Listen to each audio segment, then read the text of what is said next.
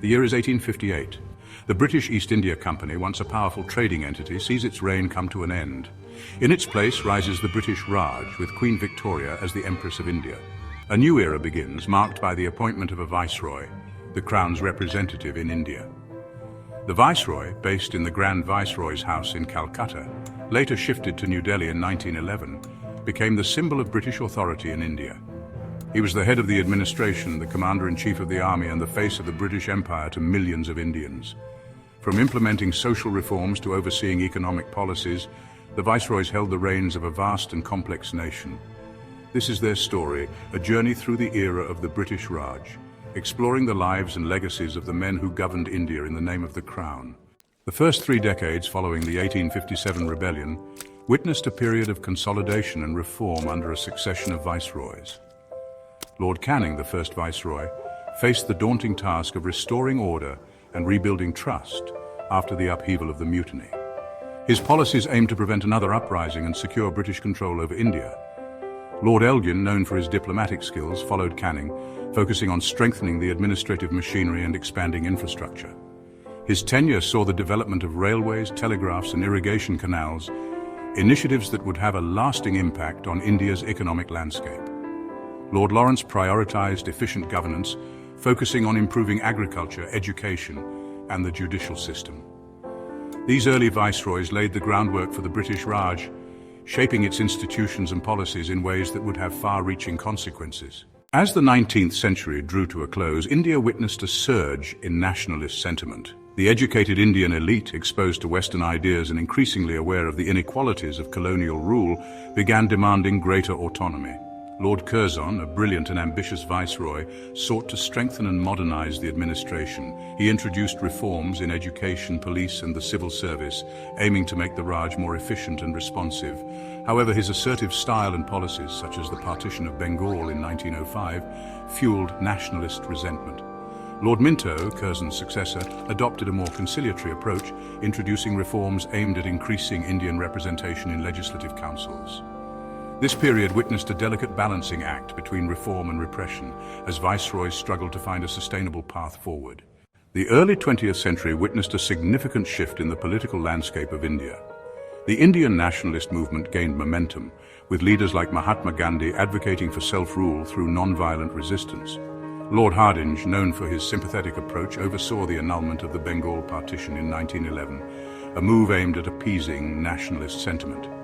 He also initiated the shifting of the imperial capital from Calcutta to Delhi, a symbolic gesture acknowledging the historical significance of the city. Lord Chelmsford's tenure coincided with the First World War, which had a profound impact on India. The Montagu-Chelmsford reforms of 1919 granted limited self-governance to Indians in some provinces, but fell short of fulfilling nationalist aspirations.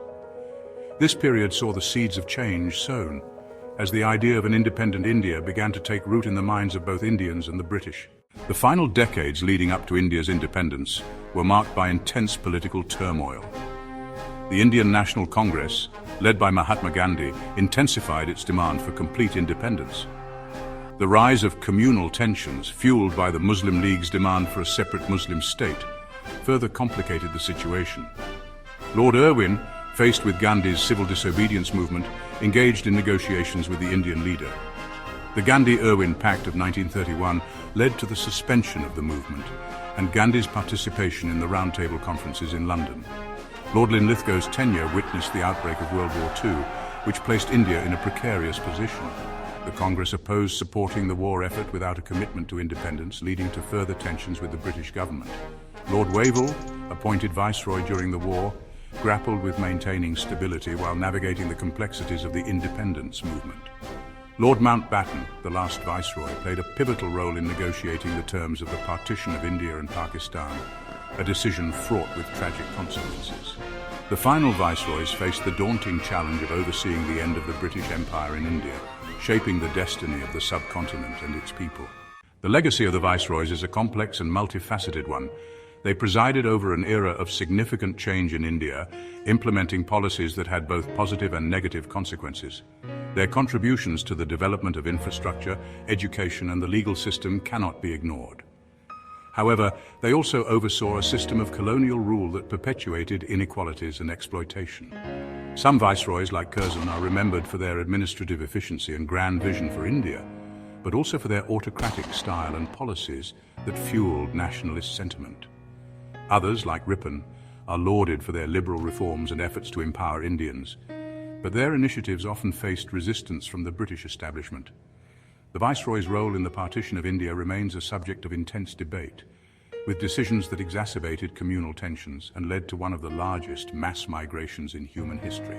Their actions must be understood within the historical context of British rule, acknowledging both their contributions and the enduring impact of their decisions on the Indian subcontinent. The era of the Viceroys came to an end on August 15, 1947, with India's independence.